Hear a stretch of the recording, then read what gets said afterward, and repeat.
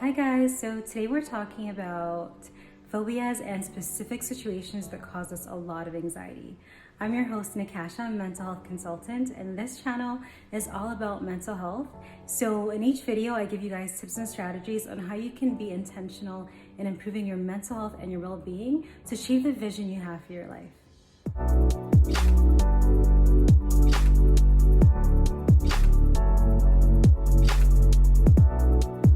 So do you have that specific thing or situation that causes you a lot of anxiety, or it's something you've been afraid of for a really long time, or maybe it's a new fear? So for example, a fear of dogs, spiders, fear of elevators, fear of sleeping alone in the dark, anxiety you get in public spaces or crowds, public speaking. There are a lot of different things it could be. But one thing that's common is that if you're in this situation, pretty predictably, your anxiety is going to go through the roof. So that's what we're talking about today, is exactly how you can overcome that. Now, it's a process, it takes time, but if you follow these steps, I can guarantee you're either going to reduce your anxiety quite significantly or eliminate it entirely. So when it comes to these things, some anxieties, some phobias, you can go your whole life with it and it's fine. So let's say, for instance, your fear is, you have a fear of dogs. You can go your whole life, just never buying a dog. Maybe a lot of your friends don't have dogs. Or you could be in a situation where this is a fear that's actually really impacting your life and it's important for you to overcome it. So let's say you have a fear of dogs, so you just never bought a dog. But then you meet your significant other and he or she has a dog that you must now live with. Or let's say, it's kind of interferes with you taking your kids to the park, or, your neighbor has a dog and you have to walk by the house each day. Or let's say your friends have dogs and you like to visit them, but the fact that they have a dog kind of takes away from that experience. So basically some situations you can be okay with, just kind of having that fear your whole life. And some you really feel like you need to overcome because of the impact to your life. So this video is for situations like that. So let's say even, for instance, you experience a lot of anxiety in driving during rush hour traffic. Now, if you live in a rural area, that's okay. You likely won't face a lot of rush hour traffic. Or if you have to travel to a city that has a lot of it, you can avoid going during rush hour. But let's say you live in a city like Toronto or New York and you actually have to drive to work. Whether that's because you need the vehicle for work, or let's say, you need to drive because of parenting. For whatever reason, you have to drive and you can't avoid driving in traffic. So, you can go through each day in and day out with a lot of anxiety, which is going to kind of bleed into other areas of life, or you may now be seeking for an opportunity to start to overcome it. So to begin, let me just kind of fill you guys in on the stress response. So our brains are so beautifully designed, and they're designed to protect us. They're designed to ensure survival. So when it perceives that there's a threat in the environment, it's going to go through what we call the stress response. And it's a very adaptive response. The only thing is it becomes maladaptive and unhelpful if it's a situation where you actually are not in danger. So let's say, for instance, I have a fear of elevators.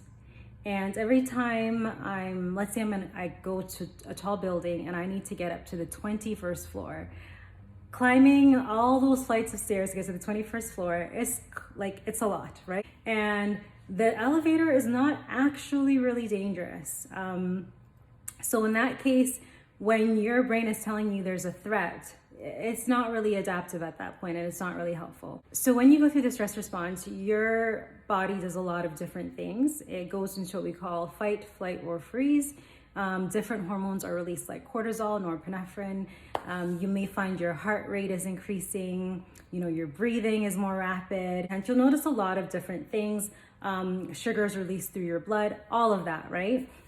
It's basically just doing what it needs to do to now go into survival mode. Now, kind of going back to how brilliant our brains are, in order to process all the information that comes at us on a day-to-day, our brain basically forms associations because it helps it to process information faster. Now, if you find that every time you approach an elevator, your heart is racing, you're just, you're having a hard time breathing, you're just going to full-blown panic or just feeling a lot of anxiety, right? Each time that happens, your brain it's reinforcing that message in your brain that this is an unsafe situation. So if you do what we tend to do naturally as people in avoiding, then it's going to reinforce that belief that this is unsafe. So it's very natural to want to avoid anxiety-inducing situations. And sometimes it's actually good to avoid anxiety-inducing situations. But if it's at a point where it's going to impact your functioning, your day-to-day functioning, your quality of life, and your relationships, it's not a situation you want to continue avoiding. Now, kind of going to another example, let's say my fear is of sleeping alone, right? Sleeping alone in the dark, for instance. And throughout my whole life, I was able to sleep next to my parents, right? That's fine. As a child, maybe you didn't really feel a lot of impact, right? But let's say it's impacting your parents' relationship, and now you're getting older and your parents are saying you cannot sleep in our bed anymore. And let's say you're going off to college or moving out on your own, anything like that, right? And you now need to sleep alone. Whatever the situation is, at this point, sleeping alone or sleeping alone in the dark is now impacting your life. So every time you basically put in measures to help you feel safe, so whether that's keeping the lights on, having someone sleep next to you, etc., you're basically reinforcing your brain's belief that this is a scary, unsafe situation, and it's going to keep that belief, that fear going. So when your brain wants to go into that stress response, rather than to avoid it, I'm actually going to challenge you guys to stay in this situation. But you're not going to just stay in this situation panicking. We're going to talk about strategies you can put into place to help you tolerate the distress you feel in that situation, which is what distress tolerance is all about. So let's use the example of sleeping alone.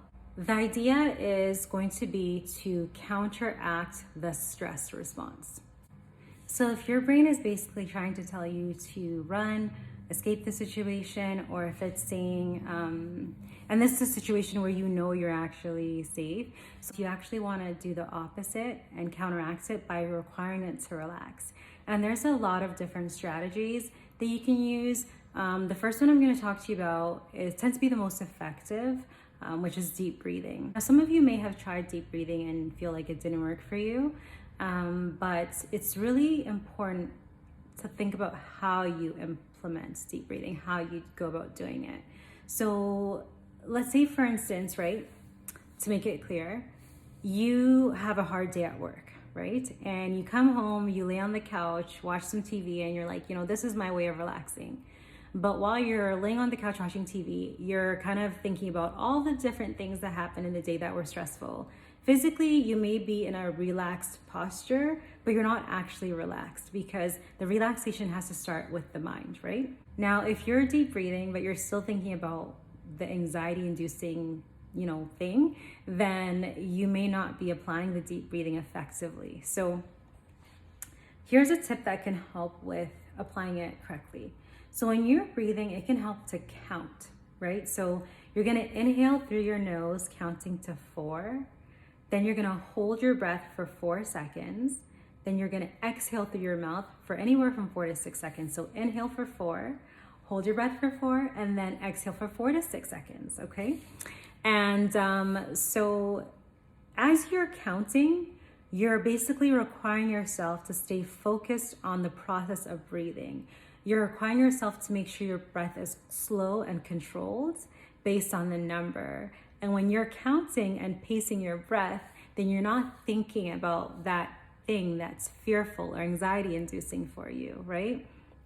So one of the things that can help too is to do it for at least 2 minutes. For some, they can do it within a matter of seconds and feel relaxed. Some, they need a bit longer.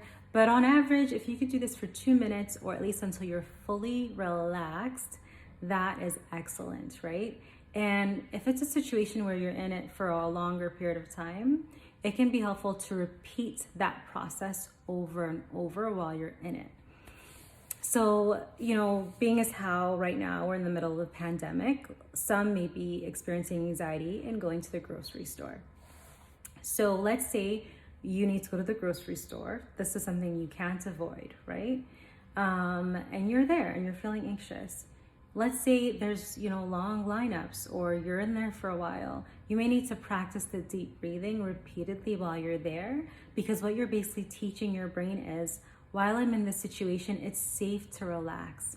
And with time and consistent practice, your brain uses that association again, right? So what your brain remembers is, the last time and the time before that and the time before that, I was in this situation, I relaxed. So you know what? This situation is actually safe. Maybe it's not so scary, right? So you're creating a new memory, a new association for your brain about this situation. Another thing you could try, now again, I always recommend the deep breathing first, but another thing you could do is using your senses. Now we call this grounding. So when you're feeling anxious about something, you're very future oriented, because you're thinking about the worst case scenario that could occur, right? Or maybe you're thinking about a past experience that wasn't, very good, that was adverse. But typically we're thinking about future, this could happen. Now, even though this is future oriented in our thinking, our brain goes through the same stress response as if it was actually happening, because it feels so real for us, right? So what we want to do is ground ourselves in the here and now. And the best way to ground yourself in the here and now is by using your 5 senses, okay?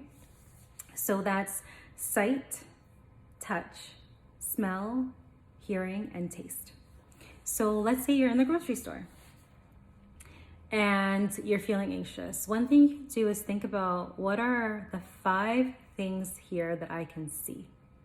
And in the grocery store, there's tons of things in the environment for your senses that you can use. So I see a yellow lemon.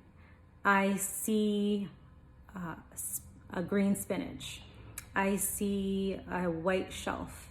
And just listing the 5 things you see, and you can even think about the textures of these items. Then you can go into, what are 4 things that I can hear? I hear the sound of the cash register. I hear the sound of a customer talking. I hear the sound of the shopping cart, right? So listing 4 things you can hear. Then there's touch, for instance, 3 things I can touch, but during this pandemic, I would recommend not using touch, perhaps. So maybe you could just skip the touch part. But typically, if you were using touch, you'd be actually touching specific items and thinking about how they feel and engaging that sense of touch.